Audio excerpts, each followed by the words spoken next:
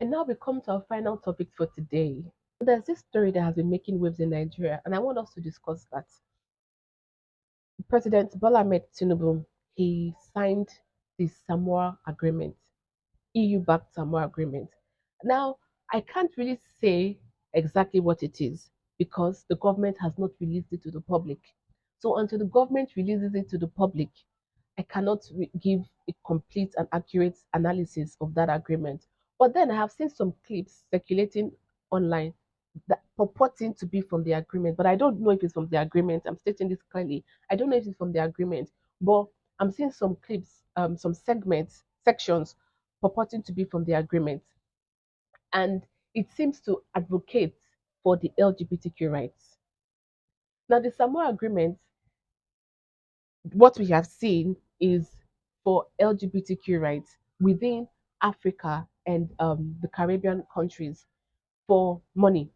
So it's also going to make these countries have access to money, but with conditionalities. And one of the alleged conditionalities is for LGBTQ rights to be recognized in the respective countries that sign up to this agreement. Here's what I want to say about this, that outsiders can come in to literally change your culture, your country, your your values, change all these things in the name of money. Ah, that's a dangerous place for Africa to be. Now, I want to say this here that I don't have a problem with anybody's right. Everybody, I believe that human rights should be across all boards. You can't treat some people better than some others because they're a certain way or they believe certain things. Human rights should go across the board. But having said that, this idea of being able for external players to be able to change your values, your culture, and your country in general in the name of money is a terrible thing. It's a very terrible thing. It reminds me of what happened back in the administration of President Goodluck Jonathan. This is the same way the United States was putting pressure on Nigeria for gay rights. That the president then, that's Goodluck Jonathan, had to sign a law making it had to make sign a law making homosexuality illegal in Nigeria. Because you cannot come if something is sacred to you as an outsider, fine. But that doesn't mean it's sacred to your another country you're going to do deal in business with. Doesn't necessarily mean it's sacred to them. So we should be able to respect its country's values and systems and culture, and not try to impose your own ideology and your own way of life on another country. It's disrespectful because in your mind you feel that your own value and your own culture is superior to that person's culture. That is why you think it's okay to come into a country and tell them to behave like you because you think that the way they behave is primitive. It's disrespectful. It's very disrespectful. They did this. The United States under Barack Obama did this thing with Nigeria that Jonathan had to sign the anti-homosexuality law, and when he signed it, US punished Nigeria. In fact, back then Nigeria was having the issue with Boko Haram, and Boko Haram had claimed several communities and set up bases there and chased out the villagers. In fact, it was more like Boko Haram County in those communities. Nigeria needed weapons to be able to for the military to be able to fight Boko Haram. United States did not sell weapons to Nigeria because of the homosexuality act that was signed into law by Jonathan. Because of that, United States did not give weapons to Nigeria. The same thing that we are seeing in Uganda, because Uganda says no, that we don't want to carry LGBTQ. No, no, it's not as if people go to the streets to fight or to have harass LGBTQ people. They don't do that. So it's not as if this thing was happening in Nigeria or Uganda. They don't do that. But Uganda said we cannot make this a government a policy. Let everybody do their sexuality behind closed doors, and don't make it a national policy and national pride. Because of that, United States made sure the IMF and the World Bank did not give Uganda access to loan. So this behavior is really disrespectful. It's very disrespectful because the EU and US and the rest of them, are thinking that their own way of life is far superior. You hear things like white supremacy. They feel like they are far superior to everybody else, so everybody should behave like them, and therefore they do not have any tolerance for anything that is not like them. And one of the reasons that this thing, if this is very interesting, if this Samoa Act, like I said, we have not seen it, so we do not know. So I'm talking about what I'm. So what I'm discussing is based on the conversations that we're having in the public sphere in Nigeria. If this LGBTQ thing, turning it into, um, turning, if this Samoa Act is all about recognizing the whole LGBTQ thing in Nigeria, if that is what it's all about, huh, and Nigeria signed up. That is very interesting because the current president of Nigeria is a Muslim. His vice president is a Muslim. So even their own religious ideology does not even give room to this thing. Yet they signed it. It shows you that some it shows you that this whole talk of religion and all of those things is just talk. Because at the end of the day, when push comes to shove, is money. Why did Nigeria stand? Because it has access to $150 billion. Yes, $150 billion. Because it's not just Nigeria; it's for Africa and the Caribbean. So the EU is giving access to $150 billion if you sign this thing. So you sign away your country's sovereignty. You sign away your country's values. You sign away your country's ideology, your country's principles, your country's culture. You sign everything away because of $150 billion that is going to be shared among a large number of people. And we are not even. I don't. Like I said, I have not read the whole thing, so I don't even know the way this money is being allocated. Do you understand? So even if they are Muslims, Islam is more intolerant to this whole thing. Regardless of their personal religious ideology, they went on to sign it. I thought it was like, I thought it was very interesting. I thought it was very interesting. So in this game of geopolitics, it's money. Money makes the world go round. Because Nigeria is many of African countries they are broke. Not because they are broke, because they don't have means to earn money. But like I said during our last episode of the Amanda Show, many of these African countries are broke because of this debt trap. They are owing all over the place. So they are now spending most of what they earn a year, they are spending it servicing their loans. But after servicing their loans, there's nothing left. So they begin to look for money from everywhere to be able to run their government because the service loan, there's nothing left to take care of the health sector in their country, or the educational sector in their country, or anything within their country. So now they're looking for money, extra money from other places. Comes in the EU with the Samoa Agreement. What am I trying to say in this segment? That Africa, at this point, poverty and being broke has become existential. Our existence is literally dependent on it. Because if outsiders can come to change your with just a stroke of the pen, because your leaders are looking for money, outsiders can come and impose their own systems on you. That's almost like you don't even have a legislative arm because then they can change your laws. If an outsider can change your laws, you don't have a country. If an outsider can come into your country in the name of money to change your laws, you don't have a country. You don't have a country. So at this point, being broke is an existential issue for Africa. Is we need to not just our government yet, but even we as individuals, we need to begin to say no. I have to. There's a role I have to play in bringing Africa out of this nonsense. It's a mess. And if we don't come in together collectively to fix this problem, I don't see. This thing is not sustainable. How it's not sustainable? It does not sustainable. I don't see how that we would have sovereign countries in Africa in a few years down the road. I don't see it happening at all. This behavior of coming to change our laws and our way of life in Africa, this is the reason it seems like African countries prefer doing business with Russia and China. It's things like this. Because you will not hear the Moscow tell you to begin to behave like them in Moscow. They won't do it. You will not hear Beijing tell you to begin to behave like the Chinese. They won't do it.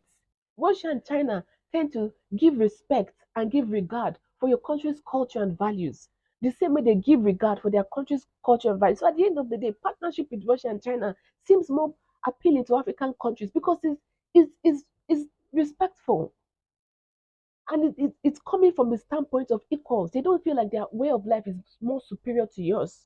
So because it's superior to yours, you have to behave like that. They don't give you lectures. This is the reason why. So when it looks like, oh, Africa is eating a lot of, I said eating. When it seems like Africa is consuming a lot of Russia and Chinese propaganda, so now Africans are preferring to do business with Russia and China. It's not a propaganda thing. It's things like this. Our leaders don't feel anybody's giving them lectures. Our leaders don't feel anybody feels that their own system is superior to our system. Therefore, they have to impose their system on us. That's the reason.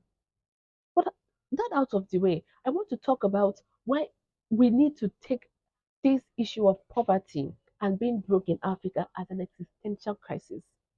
We need to bring Africa out of poverty. And one of the most important things to do if we really want to bring Africa out of poverty is to stop paying these loans. Stop, say, just Africa needs to come out and say, we don't have money to service loans. We don't have it.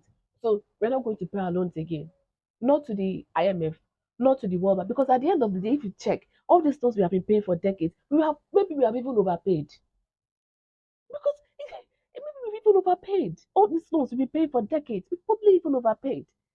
So we just come out and say we're not paying again. First point of contact, if Africa wants to pull itself out of poverty, is to extricate itself from all this crony and all these disadvantageous contracts that all our leaders, many before, even before now, have signed up to. First thing, once we stop paying these loans, the next thing we should do is to decide how we can become exporters of finished goods, manufacturing bases. We need to take manufacturing serious. And I'm saying this not because I'm thinking that all the African leaders are watching this show. I'm saying it because of you. You that is watching, how can you get into the manufacturing sector? And how can you do it big? This is how we need to begin to think as Africans. How can we do it big? Do you need to join forces with somebody else? Do you need to join forces with another country? How can we do it big to come to become industrialized nations? Because if we look through history, when all the countries in the world, the way they came out of poverty was through industries. It wasn't by taking loan. In fact, loan keeps you poor. It wasn't by taking loan. It was through industries. United States had serious industries with their cars. Remember in the era of Ford and the rest of them. United States had serious industries. Look, Europe. When did we have the industrial revolutions? In Europe. They all came from Europe. So how did Europe became rich? Because of the industry. That was how Europe became rich. And then because of that, they could go to other parts of the world. That's why they began to colonize and take resources from those places to also build their wealth. But it was industries. So we in Africa, if we want to become rich, it's industries. How can we set up industries? Now, and I mean, let's begin until our governments come on board. Let's begin to think within ourselves. What can we do? Who do you that is watching, who do you need to partner with? Which country within the continent do you need help from? These are the way we should begin to think. Another thing Africa needs to do to come out of poverty is to give preference to local businesses. This idea, somehow I think after decades of a lot of importing and living off imports general. So now somehow in our subconscious we think that whatever we import is better than locally produced things. That's not true. Give preference to local businesses. Give preference to local businesses.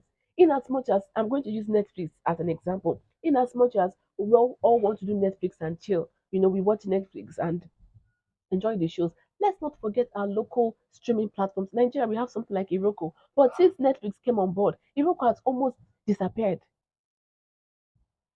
If we want to become powerhouses and poverty to be a thing of the past, our car industries. I mentioned in the last segment how China is leading the charge with electric vehicles. How can we come in with electric vehicles? How can we come in? Even if industries, even if it's with food, with consumables, even if it's with clothes. So give preference to local business. That's one of the things I'm so excited about what's going on in Nigeria now. Quite right, a lot of challenges are there. But I like that Nigerians are beginning to proudly wear made in Nigerian clothes. And I give credit to President Olusegun Obasanjo because he was the person who insisted. Now, in fact, when he was insisting, a lot of Nigerians insulted him. He said, "We're not going to import clothes into Nigeria. Let us wear made in Nigeria clothes." Today, we wear it proudly. In fact, a lot of Nigerian designers are earning large money. In fact, other people from other countries are even buying clothes made in Nigeria. Do you get where I'm coming from? So local business, even within the makeup section in Nigeria, a lot of Nigerians are buying made in Nigeria, Nigeria owned makeup brands, Nigeria owned makeup brands. Quite that is important, but I know that most of these makeup brands in Nigeria, although they are Nigerian owned, but the industries are in China, so they are making the makeup. Interesting. They are making the makeup in China and then branding it and selling it here. But we also want us to get, because I said that because Nigeria is beginning to show signs that they are open to welcoming Nigeria owned goods made by Nigerian businesses. So as we open ourselves to that, let also begin to look at how can we set up these industries. How can we do our makeup industries in Nigeria? How can we do our makeup industries in South Africa? How can we do it in Congo? How can we do it in Rwanda? How can we do it in Mozambique? So these are the things we need to think. By the time we stop paying loans, that money our government has, the money instead of servicing all those loans, because I think by now we have probably over serviced them. Instead of servicing all those loans, that those monies that we get from that, the government can put it into different things within the countries. Number one. Number two, let us as individuals, the public in Africa, make up our mind that within 20 years, what we are going to focus on is setting up industries within the continent. Let's not wait for our government. Number two. Number three, then we need to protect our local businesses. If we can do these things, that is how it's one foot in front of the other. I'm not saying we'll do it today and tomorrow we're the richest countries in the world, even if I would like that. But that's not the way it works. But it's one foot in front of the other, one foot in front of the other before you can say Jack Robinson. We've transformed the continent. So by the time we become rich nations, outsiders will not now dangle pennies in front of us. At the end of the day, getting us to sign away our sovereignty. They will not use pennies to get us to sign deals that are contrary to our cultures, our values, our principles within the continent. Because at the end of the day, see those values, those cultures, those principles are what make you you. They are what make Ghana Ghana. They are what make Tunisia Tunisia. They are what make Sudan Sudan. They are what make Kenya Kenya. They are what make Cameroon Cameroon. It's those values. We need to protect them. But if you're broke, anybody can get you to do any stupid thing and you sign away your sovereignty and your country in general.